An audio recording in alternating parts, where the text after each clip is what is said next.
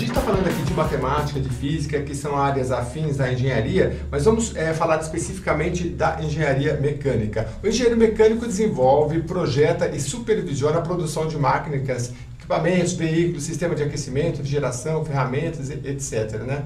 Ele organiza sistemas de armazenagem, supervisiona processos e define normas e procedimentos de segurança na linha de produção, enfim. A engenharia mecânica, Bruno, existem várias habilitações, né? Sim. E quem quer optar por essa área, como é que está o mercado? Bom, vamos lá. Essa definição que você deu é o resumo do que se fala no CREA de qual é a habilitação do engenheiro mecânico. Né? O que o engenheiro mecânico é apto a fazer após a sua formatura. E a engenharia mecânica, eu considero, não sendo corporativista defendendo a minha área, né? Mas a engenharia mecânica é uma das mais abrangentes que tem da engenharia, justamente por ter muitas disciplinas de diferentes áreas da ciência, né? da física. Então você tem um mercado muito amplo. Você pode trabalhar, como você falou, com qualidade, que é uma parte que não necessariamente envolve cálculos de engenharia, mas você pode trabalhar com projeto de máquina, você pode trabalhar na parte térmica, com refrigeração, com desenvolvimento de turbinas, seja turbinas de produção de energia, turbinas de avião, você pode trabalhar em engenharia aeronáutica, pode trabalhar em engenharia automotiva. Todas essas áreas que eu estou falando são justamente essas habilitações de engenharia mecânica. Então você tem uma formação geral e você pode se especializar em algumas áreas. Normalmente o pessoal acha que engenharia mecânica está relacionada só com carro. Mas não é uma formação muito mais abrangente. A engenharia automotiva é uma parte específica dentro da engenharia mecânica. Agora, a gente, por exemplo, tem a Embraer no Brasil, que tem grandes linhas de desenvolvimento. Mas a linha automotiva, já que você falou, hoje a gente sabe que as montadoras se monta o veículo em várias partes do mundo, né? Então, às vezes você já vem, o motor já vem de alguma parte. Nessa área automotiva existe ainda bastante demanda no Brasil? Tem, justamente como você tem as peças montadas em diferentes lugares, quando você tem, por exemplo, na fábrica de montagem, você precisa de engenheiros para, primeiro, verificar a qualidade das peças que chegaram, que é aquela parte de qualidade que você falou. Verificar se o projeto que foi feito está batendo, a fabricação está batendo com o projeto que foi concebido. Se, por exemplo, tem algum problema de montagem, o engenheiro ir lá solucionar, falar, olha, essa peça tem que ser descartada ou não, essa peça precisa de uma manutenção específica. Então o engenheiro também entra na parte ainda do conhecimento, apesar de estar difundido em diversas áreas, diversas partes do globo, né? Porque às vezes tem peça fabricada na China, fabricada na Índia que vem para cá, né? Mas você precisa ainda do engenheiro para olhar e falar, não, eu preciso montar esse carro certo. Não deixa de ser um quebra-cabeça, então você avalia a qualidade, tem tudo isso. E o projeto também. Então todas as áreas ainda existem. A resistência, você recebe uma peça e fala, não, eu preciso fazer um teste para verificar se esse teste está atendendo a minha norma, que foi escrita também por um engenheiro, a minha norma de segurança. Você se formou e foi trabalhar numa empresa que era de que ramos? Era na parte de saneamento, era consultor em engenharia, eu trabalhava na parte de saneamento. É uma área que nem parecia que tem área de engenharia, mas tem. Mas como é que era a sua rotina lá? A gente participa dos projetos, né? A gente é uma empresa privada que participava de licitações, né? Principalmente a parte de saneamento ainda está sob o controle do governo. Existem algumas empresas privadas, mas a maior parte ainda é gerida por prefeituras, né?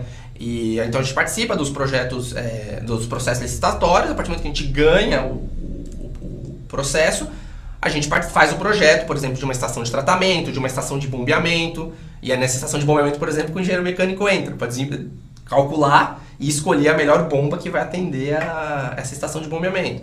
Tem uma estação de tratamento de água, o engenheiro mecânico vai escolher e especificar quais equipamentos ele quer que funcione adequadamente na estação. E aí trabalha com um engenheiro civil também? Também, é uma empresa multidisciplinar. Você tem o engenheiro civil e o ambiental que calculam o processo de tratamento, né? Por exemplo, esgoto. O engenheiro civil vai conceber a geometria da estação, né? Tem um projeto estrutural. O engenheiro ambiental ele vai calcular o processo, falar, olha, eu preciso de tantos tanques com tais processos, tais produtos químicos. E o engenheiro mecânico vai escolher quais os equipamentos que vão atender essas especificações do engenheiro ambiental. Então, eu preciso de um bombeamento que bombeie, vamos supor, 100 litros por segundo até aquele tanque. Então, eu tenho que escolher uma bomba que bombeie esses 100 litros até aquele tanque. E quem é que faz a gestão de todo esse projeto? Se você trabalhar, por exemplo, com engenheiro mecânico, um engenheiro ambiental, um engenheiro químico, por exemplo, que às vezes vai desenvolver um determinado equipamento.